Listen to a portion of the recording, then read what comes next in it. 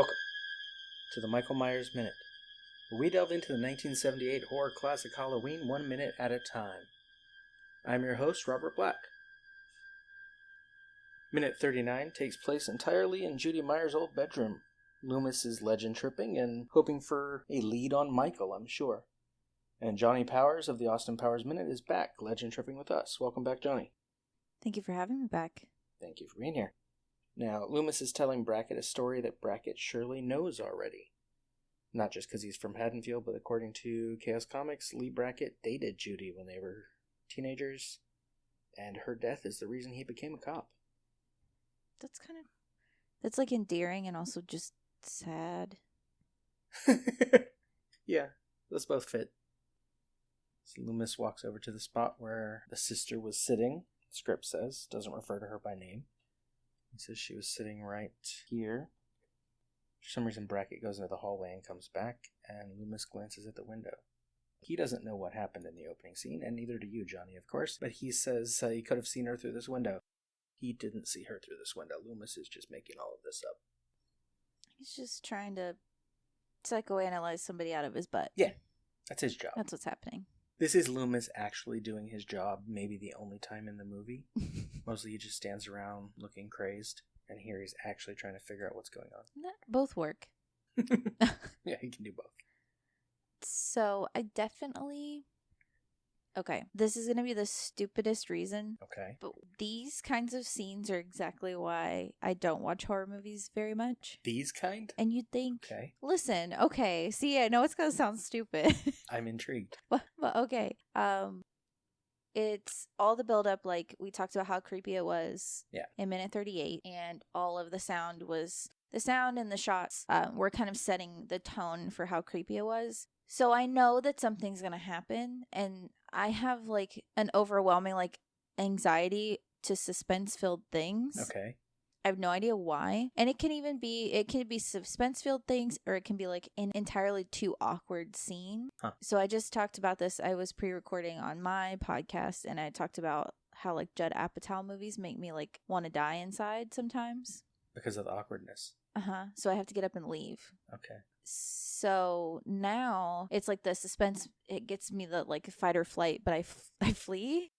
So jump scares, in a nutshell, give me anxiety. It's not all the suspense and the murder, but the rain gutter breaking the window. I understand. That's the point.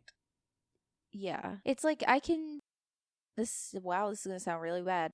I can like watch somebody get murdered and be like, all right, this is a movie. It's a horror movie, like, or it's like a movie about a serial killer or whatever. Like, that's fine. But stupid jump scare.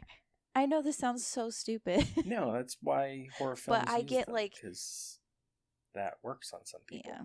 Sometimes better than the other stuff. I get emotionally invested. I mean, I've seen this movie many times, so obviously I can handle the other parts. Well, I very much jumped when I watched this minute, like twice. Twice? So I watched it. Wait, watching it twice, or you mean you jumped at two different things? Yeah, okay, so you know what's going to happen. You would think after the first time it'd be fine. No. Yeah, you should have written down what second it was, second 18, so that you were ready the next time. I know, be like, hey, don't jump, it's coming. That's okay. In her commentary, Jamie Lee Curtis, who's the star of the film, still gets squeamish when she knows a jump scare's coming, because they get to her after 40, well, I guess the commentary was after 25 years. All right, so I'm in good company. Yeah, very good. And here we see that when the jump scare happens, it gets to Loomis as well, and we find out that he's carrying a gun. Since there might be some gun enthusiasts in the audience. That's your first response? No, I'm just going to my notes. Oh, no, I didn't mean about like that wasn't throwing shade about the going to the gun enthusiasts. Okay. I meant like that was his response. Oh. Like his first response is like, a rain gutter broke. Ah, pull out gun. I thought you meant my first response. No. I'm like, yes, my first response is to continue I don't throw talking that much shade about the minute. Oh, no, I don't throw I don't throw shade like that. Now, since there might be some gun enthusiasts in the audience, the script says he has a .357 Magnum, but he's actually carrying a Smith & Wesson Model 15. I don't know what either of those things mean. That's okay. But the point is, he has a gun, even though he's a doctor. And that's what Brackett notices as well. It's just a weird first response. To pull his gun out? Yeah. Yeah. He's freaked. Last night, he saw a bunch of patients from the hospital out on the lawn, and then his official government vehicle was stolen by Michael Myers right in front of him. Okay, but like you don't have like a knife or maybe like take self-defense classes so your fists are a weapon. Up until yesterday, or like scream really loud. The patient he was most worried about was locked up. He didn't need any of those things. He probably bought this gun today. That's even worse. Yes. Does he know how to use it? I don't think so. He does use it later, and we assume he hits his target, but the way he pulls it out here, it doesn't look like he's very trained, no. And you're with a police officer that has a gun. Mm-hmm. Yeah. Your first response isn't to let him, like, handle a crucial situation. You're just gonna, like, I bought this gun today. Let's use it. Actually, he says he has a permit, so I guess he didn't get it today. The time allotted for permits to be snail mailed to you, is it 7 to 14 business days? I don't know. And probably slower in 1978. I don't know. Oh, yeah, that's true. Oh, yeah, he definitely does not know how to use that. He, like, double-handed. He was like, I'm going to hold this pistol with 2 hands. Yeah, and while he pulls it out immediately, he pulls it out kind of awkwardly and slowly. He doesn't know what he's doing, which is why he needs Sheriff Brackett. What else does he have in that trench coat? I don't know. He doesn't pull anything Business else cards, out later. Maybe. Guns. Although he latched onto the sheriff and then went on a ride with him in his car to get here, so I'm not sure he's bothering with business cards. Okay.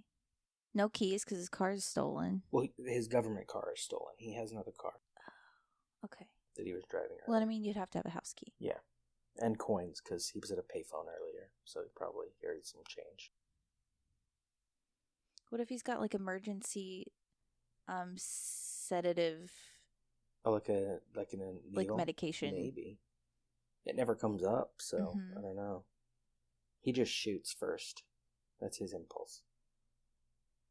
Shoot first, ask questions later. You haven't seen it yet, but later in the film, that's literally what he does. As soon as he sees Michael, he shoots. He doesn't even hesitate. That's never, like, the good option. Yeah. I feel like. This is the patient he was supposed to be taking care of for the last 15 years, and his impulse is to shoot him as soon as he sees him. Which tells you everything the movie's trying to tell you about him and Michael, really. Yeah.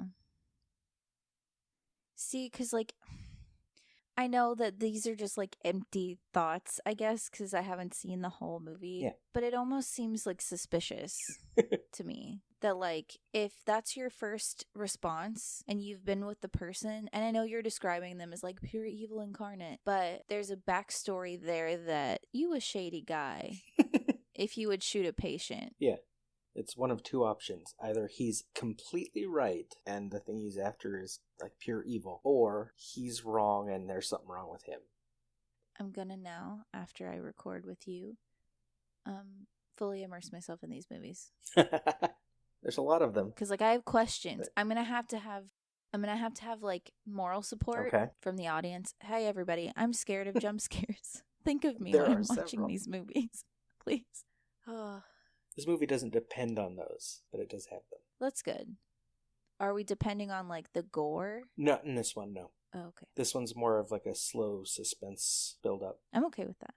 There's a little more gore in the second one. Okay, that one. That's fine. And I'm also really good with gore. And then the third one you can skip because it has nothing to do with the others. Okay, good. I'm getting, like, abridged versions. I like this. And then the fourth is good. Fifth is okay. A lot of people hate the sixth one. I don't. I like it. Okay. And after that, then they kind of reset and ignored a bunch of them and made a new movie that just tied back to the first couple. Okay, so 1, 2, 4, 5, 6? Yeah, those go together. Okay. I feel like I have homework now. After that, you get H20, Halloween Resurrection, and then there are 2 remakes. But up to 6, they all tie together. Okay. I have to know the story of this doctor. If you want to know the story of the doctor, then you look up a online bit of prose called Sam, which is all about his life since he came from England in, I think, the late 50s. Oh, so you get, like, pre-Halloween? Yeah. Ooh. And in one of the comics, you find out that he had one of the nurses at the hospital, he was involved with her, and then she ends up dead, he thinks, because of Michael, but there's no evidence for it. Now, he's a shady dude. I don't trust him. It's good. It's a good start for him. Although he is really the figure that holds the series together. He becomes a very big deal. Most people who love these movies love his character, but yes, they understand that he's crazy. He's a shifty guy. I'm like staring at him thinking that he's going to do something shady, and I'm like, you're paused. You can't do anything. But he's got those eyes that you like want to trust him, kind of. Well, yeah. That's the point. He's in mythological terms, he's the Cassandra figure here. He's there to tell everyone what horrible thing is about to happen, but no one's going to believe him because there's something a little off about him. He's a little too... It's his gun handling skills. That's part of it probably for the sheriff. That's what it is. He's like, you don't know what you're doing. I gotta get that permit taken away. I mean, why would you pull your gun out in front of a sheriff so haphazardly? At a broken window on a second floor. Well, you know. That's who Loomis is. Jump scares. See, he responds to jump scares. See, I would just like karate chop the air like the other Mike Myers. But like, that's cool. Because like my fists are weapons. I'm not sure that would help. Brackett might think you're even crazier. There's no way I can be crazier than him. I suppose. And so second 44, we get the start of Loomis's big speech. I met him 15 years ago. I was told there was nothing left, no reason, no conscience, no understanding, and even the most rudimentary sense of life or death, of good or evil, or right or wrong. And the minute ends. It sounds like he had a lobotomy.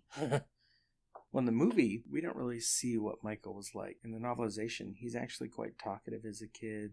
Loomis has had conversations with him. But the movie frames it as if the first time he met him when he was 6 years old, Michael has never spoken a word ever since. Shady.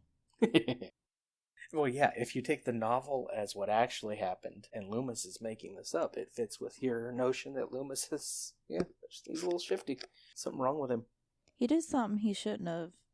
Or he like, I don't know, how do you talk to a little kid in a way that they never want to talk again? Like, that's inherently terrifying. Yeah. It's like, how bad of a doctor was he that the patient didn't want to speak? Ever. For 15 years. I said in a previous minute that maybe Michael would have been fine if he'd been given a different doctor. Loomis has been pronouncing him evil for 15 years, so of course eventually it's going to stick. I mean, it's like a self-fulfilling prophecy. You're creating an identity of a person who is evil, so they just begin to believe it. Yeah. Whenever something bad happened in the hospital, Loomis said it was Michael's fault, and Michael started to believe it. You're literally creating your own worst monster. Mm-hmm. That's the fun of Dr. Loomis. Listen, he needs to not talk anymore. He needs to go home. Maybe that's it. Go home, be mute for 15 years. He needs to go relax, let the cops take care of it. I mean, that would mean that Laurie's dead at the end of the movie, but the cops might have shown up sometime after that. We don't know. Shady dude. Anything else on the shadiness of Dr. Loomis? No, I mean, we've gotten into my own psyche of anxiety for suspense and awkwardness, so I feel like I've overshared enough today. Sometimes that can be good. Well, hopefully I can speak into existence my marathon of your worst these movies. Yeah. No, I don't want my own worst nightmare to You're gonna create a come nightmare. to life. So that means I need to speak positive thoughts from now on. Positive thoughts so you have a nice monster. Then I guess that is all for minute 39. Johnie, one more time, if the listeners would like to stalk you, where can they find you? You can stalk me all around the internet. You can pretty much type Austin Powers Min into any of your favorite search engines and click it, and hopefully you'll get lucky. You can also follow me on Twitter at Austin Powers Min, and maybe next time we record I'll tell you what to type in to find a secret group. Ooh. But you might be a sleuth or a stalker enough to already know that exists, so good job. And you can stalk me on Twitter and Facebook at Myers Minute, or Instagram, Michael Myers Minute, or join the Facebook listeners group 45 Lambkin Lane. Until next time. See you later. Bye.